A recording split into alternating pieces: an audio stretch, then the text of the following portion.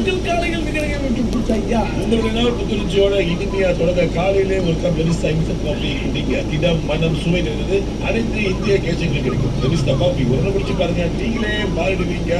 நமக்காக தீபா எந்த விஷயம் சோறு போடாது இது வேலைக்கு ஆகாது சொன்னது. ஆனா இன்னைக்கு அதுதான் அவங்களுடைய வேலையா இருக்கு, வாழ்க்கையா இருக்கு. சோறெல்லாம் அருந்தா வருது.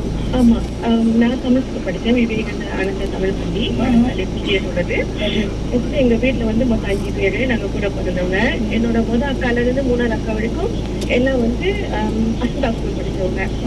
அவங்களும் அஸ்தா ஸ்கூல் படிச்சுட்டு எஸ்ஆர்பி வந்த கையோட அப்பெல்லாம் எஸ்ஆர்பியில அந்த டைம் வந்தோடனே எல்லாரும் ஃபெயில் பண்ணிட்டாங்க.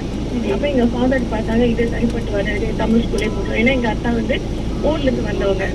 அவங்க ஊர்ல இருந்து அவங்க தமிழ் ஸ்கூல் படிச்சு வந்தவங்க. நல்லா தமிழ் நல்லா தமிழ் ஸ்கூல் அங்க சேர்த்தாங்க. ஆனா இன்னைக்கு இதுல என்னையும் என் தம்பிக்கு தமிழ் ஸ்கூல் நாங்க 2 பேரும் தான் எஸ்பிஎம்ல வந்து நல்ல மார்க்ஸ் எடுத்து யூனிவர்சிட்டி போயிட்டு இன்னைக்கு நாங்க 2 பேரும் ஒரு நல்ல நிலைமையில இருக்கோம். அது சரி இன்னைக்கு அதுதான் எங்களுக்கு போதே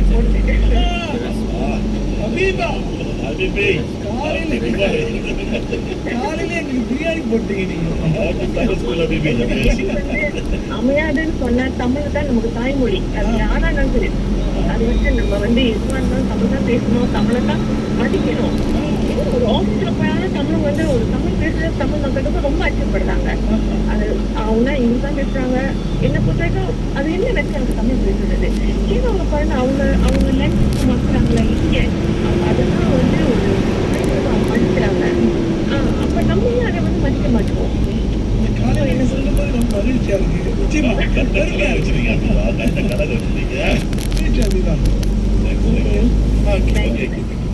நல்ல ஒரு செய்தி சொல்லியிருக்காங்க. அந்த மொழி என்பது நம்முடைய அடையாளம்.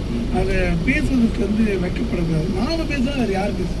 என்ன மொழி மொழி அடிச்சு அடித்த மொழி இடத்துல நிறைய இருக்குது. இல்ல நம்மளும் ஒரு இடம் பெறக்கூடாது இஷ்டப்படுறோம். ஆமா, இப்ப மியான்மர் போனீங்கன்னா நம்முடைய தமிழர்கள் இருக்காங்க. ஆனா தமிழ் அப்படி இல்லாத பட்சத்துல இன்னும் அடுத்த தலைமுறையோட பொழுது பேரளவில் மட்டும்தான் தமிழ் இருக்கும். ஆனா மற்றது வந்து இனமே அழிஞ்சு.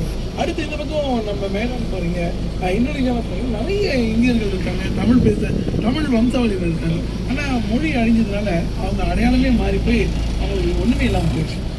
அதனால தமிழ் ஒரு விஷயம் நான் கேட்கலாம்ல ஒரு ஸ்ட்ரீட் போகும்போது மலாய் வீடுகள் தான் இருக்கு அப்படின்னு பார்த்தோம். எல்லாமே வந்து இங்கே நம்ம வீட்டில் இருக்கக்கூடிய மலாய் வீடுகளை எப்படி ரொம்ப ரொம்ப அழகாக அந்த ஸோ அதெல்லாம் இருந்துச்சு. அப்போ பார்த்த உள்ள கட்சிகள் நிறைய பேர் உட்காந்துருந்தாங்க. அவங்க பேசிட்டு இருக்காங்க. அப்போ நான் போய் அவங்க பார்த்தப்ப எனக்கு ஆச்சரியமாச்சு. அவங்களுக்கு மலாய் தெரியல. இவங்க வந்து 1500 அந்த காலகட்டத்தில் அப்போ போயிருக்காங்க. அப்போ அந்த காலகட்டத்தில் போயிருக்காங்க. அங்கே போயிட்டு மொழி எனக்கு பேர்லாம் இருக்கு. ஆனால் அவங்க இந்த நாடும் தெரியல, ஒன்றும் தெரியல.